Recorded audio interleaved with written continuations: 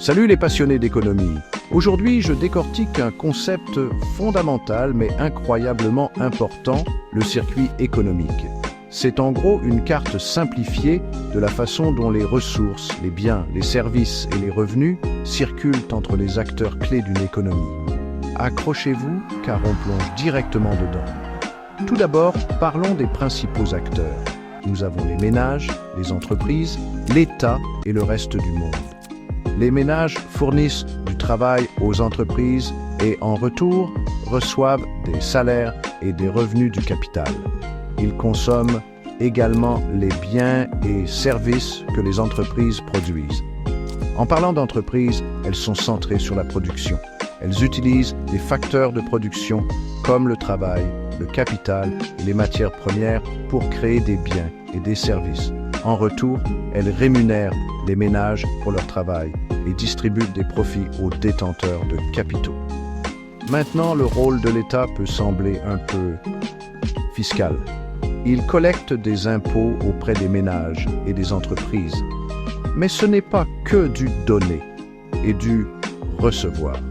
L'État redistribue les revenus par le biais de prestations sociales et fournit des services publics comme l'éducation, la santé et les infrastructures. Et n'oublions pas le reste du monde.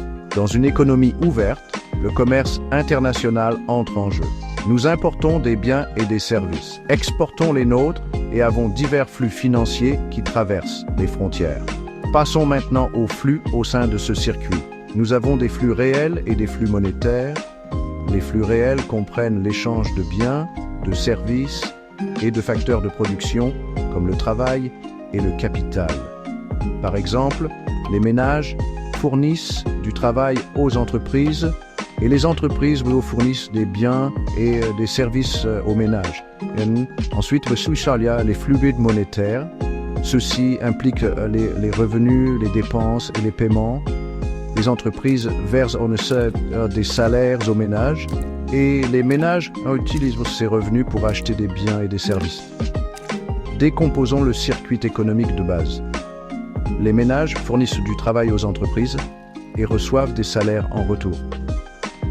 Les entreprises produisent des biens et des services que les ménages achètent avec leurs revenus. Simple, non? L'État intervient en collectant des impôts auprès des deux parties et en utilisant cet argent pour les services publics et la redistribution des revenus. Dans une économie ouverte, les entreprises exportent des biens et des services tout en important des matières premières ou des produits finis. Il existe également des flux financiers internationaux, comme les investissements et les prêts, pour maintenir le circuit en marche. Pour résumer, pour que le circuit économique fonctionne correctement, il a besoin d'équilibre. Les revenus des ménages doivent être suffisants pour acheter les biens et services que les entreprises produisent.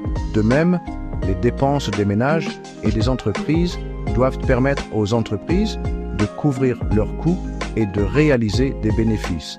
L'État doit également équilibrer ses recettes et ses dépenses. Comprendre le circuit économique nous aide à saisir les interactions entre les différents acteurs économiques. C'est crucial pour analyser des problèmes comme le chômage, l'inflation et les déficits publics. De plus, il sert de base aux politiques économiques visant à stimuler la croissance, à redistribuer les revenus et à réguler les marchés. C'est tout pour aujourd'hui. Le circuit économique peut sembler simple, mais c'est un outil puissant pour comprendre le fonctionnement de notre économie. Merci d'avoir regardé et à la prochaine.